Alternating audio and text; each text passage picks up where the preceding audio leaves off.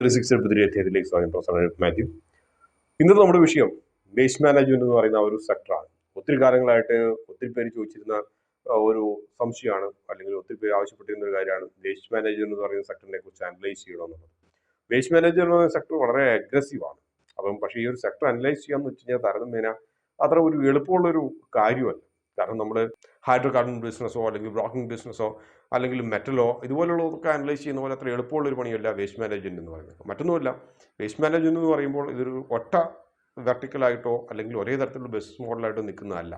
15 തരത്തിലുള്ള കമ്പനികളുണ്ടെങ്കിൽ അത് 16 തരത്തിലുള്ള വെർട്ടിക്കൽസും ബിസിനസ് മോഡലും ആണെന്നുള്ള ഒരു സത്യം അവിടെ നിലനിൽക്കുന്നു. കൂടാതെ ഈ പറഞ്ഞ പോലെ നമുക്കൊരു ആൻറ്റിസിപ്പേറ്റഡ് റവന്യൂസ് എത്രയാണെന്നുള്ളത് നമുക്ക് ഫോർകാസ്റ്റ് ചെയ്യാൻ, പ്രവചിക്കാൻ വേണ്ടിയിട്ട് പലപ്പോഴും സാധ്യമല്ല എന്നുള്ളതും പ്രശ്നങ്ങളുണ്ട്. അപ്പോൾ ഇതേപോലത്തെ കുറച്ച് പ്രശ്നങ്ങളൊക്കെ നിലനിൽക്കുന്നത് കൊണ്ട് ആണ്.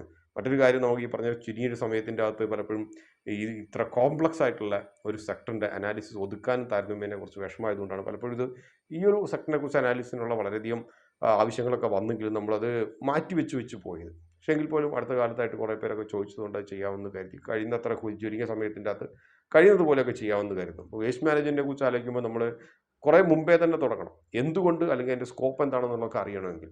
ഉദാഹരണമായിട്ട് പറയുകയാണെങ്കിൽ, അടുത്ത കാലങ്ങളായിട്ട് കുറേ പേര് ട്രോൾ ചെയ്തിട്ടുള്ളൊരു വീഡിയോ ആണ്. ഈ ഒരു വീഡിയോ നിങ്ങൾ കണ്ടിട്ടുണ്ടാവും. അതായത് അദ്ദേഹം സ്കൂട്ടിക്കകത്ത് കൊണ്ടുപോയിട്ട് ഒരു ബൈക്കിൻ്റെ അകത്ത് നിന്ന് വേസ്റ്റ് തട്ടിത്തെറിപ്പിക്കുന്നത്. അപ്പോൾ അദ്ദേഹം റൊണാൾഡോയുടെയോ എന്തോ ഫുട്ബോളിൻ്റെയൊക്കെ ഒരു കമൻട്രി ഒക്കെ എൻ്റെ ബാക്ക്ഗ്രൗണ്ടിലൊക്കെ ഇട്ടിട്ടുണ്ട്.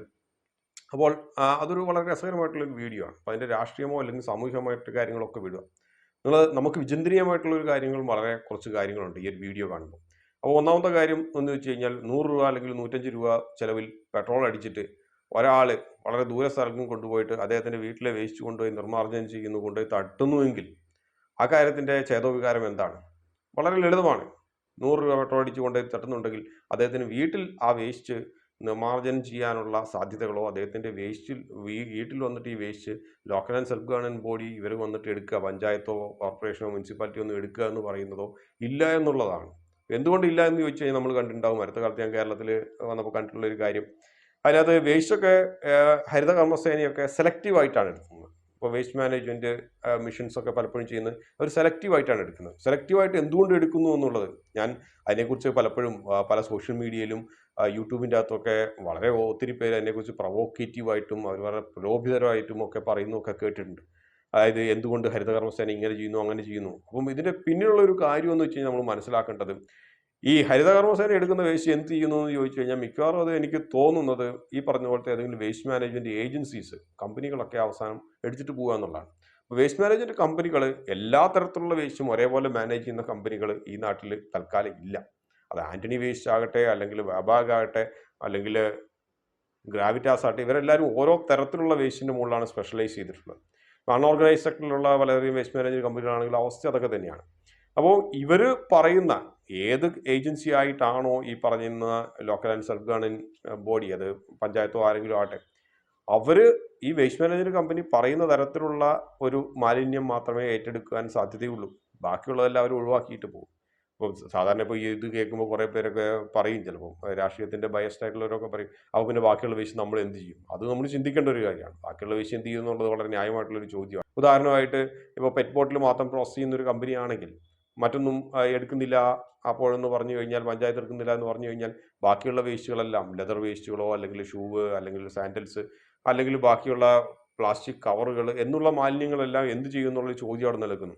അപ്പം ആ ഒരു ചോദ്യത്തിൽ നിന്നും ഉണ്ടായിട്ടുള്ള ഒരു സൊല്യൂഷനാണ് നമ്മൾ നേരത്തെ കണ്ട വീഡിയോ, സ്കൂട്ടറിലൊക്കെ എവിടെയെങ്കിലും പോയിട്ട് തട്ടുക എന്നുള്ളത്. അപ്പോൾ ഇത് നമ്മൾ സാമൂഹികപരമായിട്ട് നമ്മൾ ചിന്തിക്കേണ്ട ഒരു കാര്യമാണ്.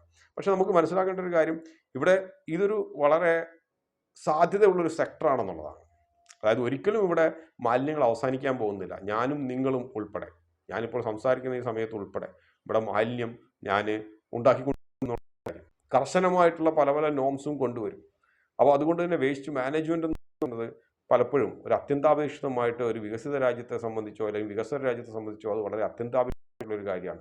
നമുക്കറിയുന്ന പോലെ തന്നെ സ്വച്ഛ് ഭാരത് ക്യാമ്പയിൻ ഉണ്ടാക്കിയിട്ടുള്ള ഇമ്പാക്റ്റ് ചില്ലറയല്ല. അത് നമ്മൾ സെൻട്രൽ ഗവൺമെൻറ് ഓർഗനൈസേഷൻസിൻ്റെ അകത്തോ അല്ലെങ്കിൽ റെയിൽവേയിലൊക്കെ പോകുമ്പോൾ നമുക്ക് അതിന് ശരിയായിട്ടുള്ള ഇമ്പാക്റ്റ് കാണാം. ഒരു 20 വർഷം മുമ്പുള്ള റെയിൽവേ കമ്പാർട്ട്മെൻറ്റ്സ്, റെയിൽവേ സ്റ്റേഷനുകളും ഇന്നുള്ളതും കാണുന്ന ഒരു വലിയ വ്യത്യാസം. അത് ഒരു പരിധിവരെ ഈ പറഞ്ഞ സംസ്കാരം കൊണ്ട് ഉണ്ടാക്കിയെടുത്തു എന്നുള്ളൊരു കാര്യം. അപ്പോൾ നമ്മൾ ഈ സെക്ടേഴ്സിൻ്റെ അകത്തേക്ക് വരുമ്പോൾ എന്തുകൊണ്ടാണ് ഇതിനകത്ത് വളരെ സാധ്യതയുള്ളതെന്ന് വെച്ച് കഴിഞ്ഞാൽ പ്രധാനപ്പെട്ട കാരണം എന്ന് വെച്ചാൽ നമുക്കറിയാം ഏകദേശം 65% ഇന്ത്യയിൽ ഉണ്ടാക്കുന്ന വേസ്റ്റുകൾ അത് ലാൻഡ് ഫില്ലിലാണ് ഉപയോഗിക്കുന്നത്. അതായത് എവിടെയെങ്കിലും കൊണ്ടുപോയിട്ട് തള്ളിക്കൊണ്ടുപോയിട്ട് ഇടുക, എന്നിട്ട് ലാൻഡിൽ ലെവൽ ചെയ്യുക, ഫില്ല് ചെയ്യുക എന്നൊക്കെയുള്ള രീതിയിലാണ്. അപ്പോൾ ഇതിനൊരു റീസൈക്കിൾ ചെയ്യാൻ വേണ്ടിയിട്ടുള്ള അത്രയും കപ്പാസിറ്റി നമുക്കില്ല. അപ്പം ഇവിടെയുള്ള ആന്റണി വേസ്റ്റ് ആകട്ടെ, അൺഓർഗനൈസ് സെക്ടറിലുള്ള വേസ്റ്റുകളുടെ ഇവരെല്ലാവരും കപ്പാസിറ്റി പ്രൊഡക്ഷനോ അല്ലെങ്കിൽ കപ്പാസിറ്റി ഓപ്പറേഷൻസ് നടക്കുന്നുണ്ട്. പക്ഷേ എങ്കിൽ പോലും അത് തക്കതായിട്ട് ഉള്ള വേസ്റ്റുകൾ പ്രോസസ് ചെയ്യാൻ വേണ്ടി തക്കതായിട്ടുള്ളത് അല്ല എന്നുള്ളൊരു സത്യം അവിടെ നിലനിൽക്കുന്നത്. അപ്പോൾ അതുകൊണ്ട് കൂടുതൽ കമ്പനികൾക്കുള്ള സ്പേസ് അവിടെയുണ്ട്. അവിടെ വന്നു കഴിഞ്ഞാൽ ഇപ്പോൾ സ്വിഗ്ഗിയും സൊമാറ്റോയും കഴിഞ്ഞ് വേറെ ഏതെങ്കിലും കമ്പനി വന്നാൽ രക്ഷപ്പെടുമെന്ന് ചോദിക്കുന്ന പോലെയല്ല, അവിടെ സ്കോപ്പ് അവിടെയുണ്ട്. അതുകൊണ്ടാണ് നമ്മൾ മനസ്സിലാക്കേണ്ട കാര്യം, അൺഓർഗനൈസ്ഡ് സെക്ടറിൻ്റെ അകത്ത് ഈ വേസ്റ്റ് മാനേജ്മെൻറ്റ് കമ്പനികൾ 65% വർക്ക് ചെയ്യുന്നുണ്ട്. അതായത് 65% ഇവിടെയുള്ള വേസ്റ്റ് മാനേജ്മെൻറ്റ് നടത്തുന്ന അൺഓർഗനൈസ്ഡ് സെക്ടറിലുള്ള കമ്പനികളാണെന്ന് അർത്ഥം. അപ്പോൾ നമ്മൾ സ്റ്റോക്ക് മാർക്കറ്റിൽ പരിചയമുള്ള പലരും ചോദിക്കും, അപ്പോൾ അങ്ങനെയാണെങ്കിൽ ഗ്രാവിറ്റാസ് ഉണ്ട്, അതേപോലെ തന്നെ ക്ലോറൈഡ് മെറ്റൽസ് ഉണ്ട്, അല്ലെങ്കിൽ പോണ്ടി ഉണ്ട്, അല്ലെങ്കിൽ പൈലറ്റ് ഇൻഡസ്ട്രീസ്, നൈല്, ഇതൊക്കെ ഉണ്ട്. ഇപ്പോൾ ഇവരൊക്കെ എന്താണ് ചെയ്യുന്നത് എന്നുള്ളത്, ഇവരെല്ലാവരും കൂടിയിട്ട് ഈ പറഞ്ഞ 4-5 ലിസ്റ്റഡ് കമ്പനികളൊക്കെ കൂടിയിട്ട് 35% അടുത്ത് മാത്രമേ ഉള്ളൂ. അപ്പം ഈ ഒരു അൺഓർഗനൈസ് സെക്ടറിൻ്റെ അകത്തേക്ക് കൂടെ കടന്നു കയറാനും ബെറ്റർ ടെക്നോളജീസ് ആയിട്ട് കടന്നു കയറാനും പുതിയ ക്യാപെക്സ് ഇൻവെസ്റ്റ്മെൻ്റ് ഒക്കെ നടത്തിയിട്ട് അത് പിടിച്ചെടുക്കാനുള്ള സാധ്യതകൾ അവിടെ വളരെയധികം നിലനിൽക്കുന്നുണ്ട്. കാരണം അൺഓർഗനൈസ് സെക്ടറിലുള്ള പല കമ്പനികളെ സംബന്ധിച്ച് കൂടുതൽ ക്യാപിറ്റൽ ഇൻവെസ്റ്റ്മെൻറ്റ്സ് എന്ന് പറയുന്നത് പലപ്പോഴും നടക്കുന്ന ഒരു കാര്യമല്ല. അതൊന്നാമത്തെ കാര്യം. രണ്ടാമത്തെ കാര്യം എന്ന് വെച്ച് കഴിഞ്ഞാൽ 2022 കൊണ്ടുവന്നിട്ടുള്ള ബാറ്ററി വേസ്റ്റ് മാനേജ്മെൻറ്റ് റൂൾസാണ് ഗവൺമെൻറ് ഓഫ് ഇന്ത്യ കൊണ്ടുവന്നിട്ടുള്ളത്. പ്രധാനമായിട്ടും ഇത് ഉന്നം വെക്കുന്നതെന്ന് വെച്ച് കഴിഞ്ഞാൽ നമ്മുടെ ഇലക്ട്രോണിക് പ്രോഡക്ട്സിൻ്റെ മാത്രമല്ല, ഇവിടുത്തെ EV വേസ്റ്റിനെ കുറിച്ച് കൂടിയാണ്. അതായത് എക്സ്റ്റൻഡ് പ്രൊഡ്യൂസർ റെസ്പോൺസിബിലിറ്റി എന്ന് പറഞ്ഞിട്ട്, അതായത് ബാറ്ററി കൊടുക്കുന്ന കമ്പനിക്ക് തന്നെ അത് തിരിച്ചെടുക്കാനോ റീസൈക്കിൾ ചെയ്യാനോ ഉള്ളൊരു റെസ്പോൺസിബിലിറ്റി വേണമെന്നുള്ളതാണ്. അപ്പോൾ അതിൻ്റെ ഭാഗമായിട്ടാണ് നമുക്ക് കാണാം ക്ലോറൈഡ് ഒക്കെ പോലത്തെ കമ്പനി എക്സൈഡിൻ്റെ ഫുള്ളി സബ്സിഡിയറിയാണ്. അപ്പം ബാറ്ററി എടുത്തിട്ട് റീസൈക്കിൾ ചെയ്യാൻ വേണ്ടിയിട്ട് തന്നെ എക്സൈഡിൻ്റെ ഒരു സബ്സിഡിയറി ആയിട്ടാണ് ഉപയോഗിക്കുന്നത്. അപ്പം ഇതേപോലെ തന്നെ ഉള്ള നിയമങ്ങൾ പലതും കൊണ്ടുവന്നത്. എക്സ്റ്റൻഡ് പ്രൊഡ്യൂസർ റെസ്പോൺസിബിലിറ്റി എന്ന് പറയുന്നത് ഇത് വെറും ബാറ്ററി വേസ്റ്റ് മാനേജ്മെന്റ് മാത്രമല്ല പ്ലാസ്റ്റിക്കിനും ഒക്കെ ബാധകമാണെന്നുള്ളൊരു സത്യം അവിടെ നിലനിൽക്കുന്നു. നമ്മൾ റീസൈക്കിളിനെ കുറിച്ച് നമ്മൾ പറയുമ്പോൾ സാധാരണ പറയാറുള്ള ഒരു കാര്യം, കാലം പുരോഗമിച്ചു വന്നത് ഒരു ലീനിയർ എക്കണോമിക്കകത്ത് നിന്ന്, വേസ്റ്റിന്റെ ലീനിയർ എക്കണോമിക്കകത്ത് നിന്ന് ഒരു സർക്കുലർ എക്കണോമിയിലേക്ക് എന്ന് പറഞ്ഞു കഴിഞ്ഞാൽ ഒരു സിംഗിൾ സൈഡിൽ മാത്രം പോകുന്നത്. അതായത് നമ്മൾ വേസ്റ്റ് എങ്ങനെയാണെന്ന് വെച്ച് കഴിഞ്ഞാൽ ഉണ്ടാക്കുക, എന്നിട്ട് അത് എവിടെയെങ്കിലും ഡിസ്പോസ് ചെയ്യുക എന്നുള്ളത്. അതിൽ നിന്നും നമ്മൾ മാറിയിട്ട് എന്തെങ്കിലും ഒന്ന് ഉപയോഗിക്കുക, അത് കഴിഞ്ഞ് ഡിസ്പോസ് ചെയ്യുക, ചിലത് റീയൂസ് ചെയ്യുക, ചിലത് റീസൈക്കിൾ ചെയ്യുക, വീണ്ടും അത് ഉപയോഗിക്കുക. അപ്പോൾ ഈ ഒരു സർക്കുലർ എക്കണോമി, വേസ്റ്റിൻ്റെ സർക്കുലർ എക്കണോമിയിലേക്ക് മാറി എന്നുള്ളതാണ് നമ്മൾ കണക്കാക്കേണ്ടത്. അഥവാ ഐഡിയലായിട്ട് അങ്ങനെയുള്ളത് മാറണം എന്നാണ് കണക്കാക്കുന്നത്. ഗവൺമെൻറ്റിൻ്റെ പല പോളിസീസും ഇതിലേക്ക് വേണ്ടിയിട്ടാണ് ഇരിക്കുന്നത്. അപ്പോൾ പബ്ലിക്കലി ലിസ്റ്റഡ് ആയിട്ടുള്ള കുറച്ച് വേസ്റ്റ് മാനേജ്മെൻറ്റ് കമ്പനികളെ നമുക്ക് ഒന്ന് പരിചയപ്പെടാം. അപ്പോൾ ഈ കമ്പനികളൊന്നും നമ്മൾ അനലൈസ് ചെയ്യാൻ പോകുന്നില്ല, പക്ഷേ എങ്കിൽ പോലും പരിചയപ്പെടാൻ വേണ്ടിയിട്ട് ഉദാഹരണമായിട്ട് പറയുന്നത് ഗണേശ എക്കോസ്ഫിയർ. എനിക്ക് തോന്നുന്നു ഗണേശ എക്കോസ്ഫിയറിനെ കുറിച്ച് നമ്മൾ ഇതിനു മുമ്പുള്ളൊരു വീഡിയോ ചെയ്തിട്ടുണ്ടായിരുന്നു എന്നാണ് തോന്നുന്നത്. അത് പബ്ലിഷ് ചെയ്തിട്ടുണ്ടാവുമെന്ന് കരുതുന്നു. ഗണേശ എക്കോസ്ഫിയർ പ്രധാനമായിട്ടും റീസൈക്കിൾഡ് പെറ്റ് ബോട്ടിൽസിൻ്റെ അകത്തുനിന്ന് ആർപ്പെറ്റ് യാണുണ്ടാക്കി അതിൻ്റെ അകത്തുനിന്ന് തുണികളൊക്കെ ഉണ്ടാക്കുന്ന ഒരു കമ്പനിയാണ്. യാണുണ്ടാക്കുക മാത്രമല്ല, തുണികൾ വേറെ ഉണ്ടാക്കും. ഗ്രാവിറ്റ നമുക്കറിയുന്ന പോലെ തന്നെ മാർക്കറ്റ് ലീഡറാണ്. ലെഡ് ആസിഡിൻ്റെ അകത്തുനിന്ന്, ലെഡ് ആസിഡ് സെൽസിൻ്റെ അകത്തുനിന്നും ലെഡ് വേർതിരിച്ചെടുക്കുക എന്നുള്ളത്. ഇപ്പോൾ ഗ്രാവിറ്റിയെ സംബന്ധിച്ച് അത് മാത്രമല്ല ഗ്രാവിറ്റ ഇപ്പോൾ ചെയ്യുന്നത്, ഈ പറഞ്ഞ പോലെ കാപെക്സ് എക്സ്പെൻഷൻ്റെ പാർട്ടായിട്ട് അലൂമിനിയവും അതേപോലെ തന്നെ പലതരത്തിലുള്ള പ്ലാസ്റ്റിക് റീസൈക്ലിങ്ങും, അതേപോലത്തെ കഴിഞ്ഞ ദിവസത്തെ കോൺകോളിൻ്റെ അകത്ത് പറയുന്നത് ഈവൻ ഗണേശ എക്കോസ്ഫിയർ ചെയ്യുന്ന ആർപ്പെറ്റ് റീസൈക്കിൾഡ് പെറ്റ് പോലും അതിൻ്റെ അകത്തുള്ള ഒരു പൈപ്പ് ലൈനിലുണ്ട്. പിന്നെ ഇന്ത്യക്ക് പുറത്തും ഉള്ള അനേകം രാജ്യങ്ങൾ പ്രവർത്തിക്കുന്നുണ്ട് ഗ്രാവിറ്റ. അതുപോലെ ആൻ്റണി വേസ്റ്റ്, അത് എല്ലാ തരത്തിലുള്ള വേസ്റ്റും അവർ ഡിസ്പോസ് ചെയ്യുന്നുണ്ട്, മാനേജ് ചെയ്യുന്നുണ്ട്. ഈ പറഞ്ഞ പോലെ ആൻ്റണി വേസ്റ്റും ഉണ്ട്. അതുപോലെ ഓട്ടോ സ്ക്രാപ്പ്, അത് MSTC ആണ് പ്രധാനപ്പെട്ട ഒരു കമ്പനി, അത് ഗവൺമെൻറ് ഓഫ് ഇന്ത്യയുടെ ഒരു കമ്പനിയാണ്. അതേപോലെ തന്നെ എക്കോ റീസൈക്ലിംഗ് ലിമിറ്റഡ്, അത് ഈ വേസ്റ്റാണ് സാധാരണ റീസൈക്കിൾ ചെയ്യുന്നത്. വബാഗ് അയൺ എക്സ്ചേഞ്ച് തുടങ്ങിയിട്ടുള്ള വാട്ടർ ട്രീറ്റ്മെൻറ്റ് കമ്പനികളുമുണ്ട്, വേസ്റ്റ് വാട്ടർ പ്രോസസ് ചെയ്യുക എന്നുള്ള രീതിയിലേക്ക് ഇരിക്കുന്നത്. കാർബൺ ബ്ലാക്ക് റീസൈക്ലിംഗ് കമ്പനികളാണ് ഹൈഗ്രീൻ കാർബണും, അതുപോലെ POCയിൽ സെയിം ഗ്രാവിറ്റ ചെയ്യുന്ന അതേ പണിയൊക്കെ തന്നെ ചെയ്യുന്നുണ്ട്.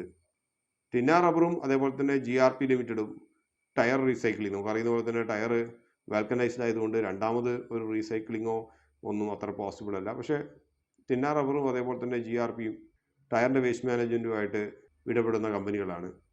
നമ്മൾ നേരത്തെ പറഞ്ഞ റെഗുലേഷൻസ് കൂടാതെ ഗവൺമെൻറ് ഓഫ് ഇന്ത്യ തന്നെ ഈ വേസ്റ്റ് മാനേജ്മെൻറ്റിനെ സപ്പോർട്ട് ചെയ്യുന്ന കുറച്ച് പോളിസീസ് ഉള്ളത്, ഒന്ന് നമ്മുടെ പെറ്റ് ബോട്ടിൽസിനെ കുറിച്ചാണ്. അതേപോലെ തന്നെ ഏകദേശം മിനിമം 30% ഈ പറഞ്ഞ പോലെ പുതിയ പെറ്റ് ബോട്ടിൽസ് ഉണ്ടാക്കുന്നത് 2025 ആകുമ്പോഴത്തേനും അതിൻ്റെ 30% ഈ പറഞ്ഞതുപോലെ നമ്മുടെ വേസ്റ്റ് റീസൈക്കിൾഡ് മെറ്റീരിയൽ ഉപയോഗിച്ച് വേണം എന്നുള്ളതൊരു മാൻഡേറ്റ് കൊടുത്തിട്ടുണ്ട്.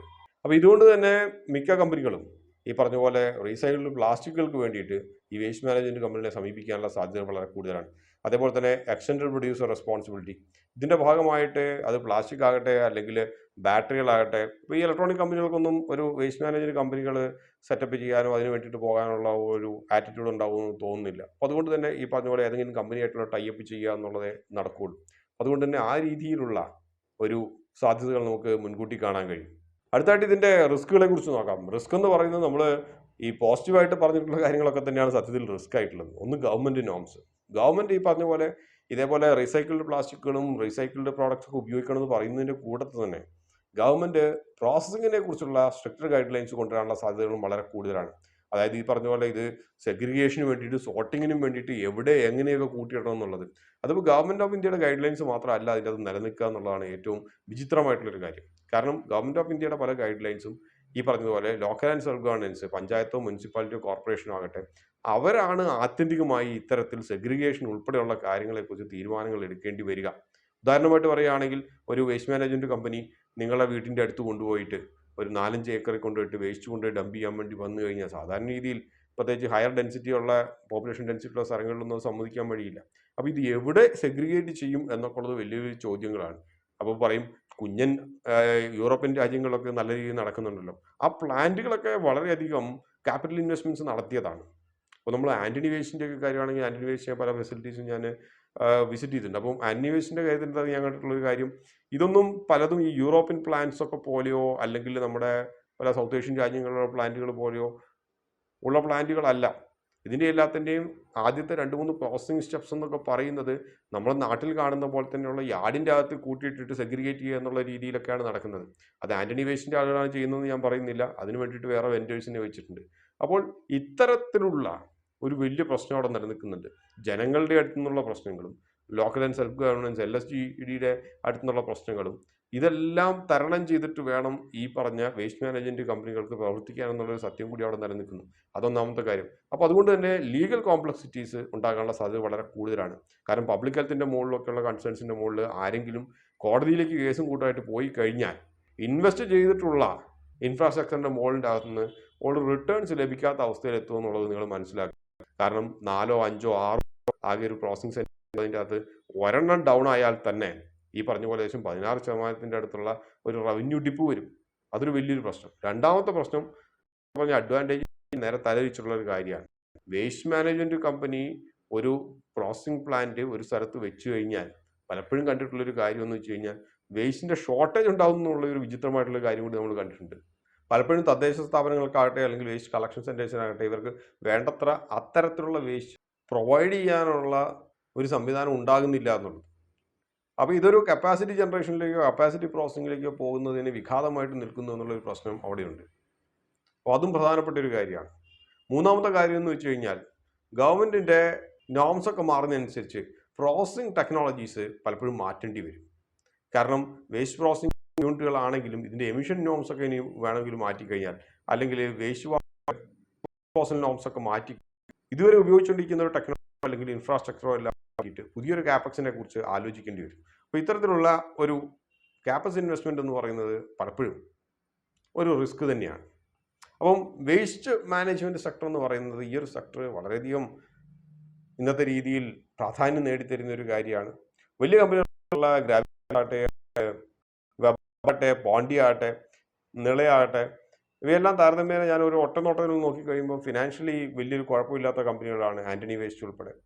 പക്ഷേ ഇതൊന്നും ഒരു ബൈ റെക്കമെൻഡേഷൻ അല്ല. നിങ്ങളെല്ലാം നോക്കിയിട്ട് മാത്രം അതിൻ്റെ അകത്ത് എൻ്റർ ചെയ്യുക. പക്ഷേ ഈ സെക്ടർ ഇന്നത്തെ രീതിയിൽ താരതമ്യേന വളരെ നല്ലൊരു സെക്ടറാണ് എന്ന് കരുതി ഇതിൻ്റെ അകത്ത് റിട്ടേൺസ് അതിഭീകരമായിട്ടുള്ള റിട്ടേൺസ് കിട്ടും ഈ കമ്പനികൾക്കൊന്നും പ്രതീക്ഷിക്കരുത്. കാരണം നമ്മൾ താരതമ്യേന മാർജിൻസ് നോക്കുമ്പോൾ അതൊരു വലിയ അതിഭീകരമായിട്ടുള്ള മാർജിൻസ് ആയിട്ടൊന്നും നമ്മൾ കാണുന്നില്ല. ഇക്കാര്യങ്ങളെല്ലാം മനസ്സിൽ വെച്ചുകൊണ്ട് ഈ പറഞ്ഞ സെക്ടറുകളിലുള്ള കമ്പനികൾ നിക്ഷേപിക്കാൻ വേണ്ടി പ്രത്യേകം ശ്രമിക്കുക. മറ്റൊരു തെറ്റും വീണ്ടും കാണാം. അതുവരെ നന്ദി, നമസ്കാരം.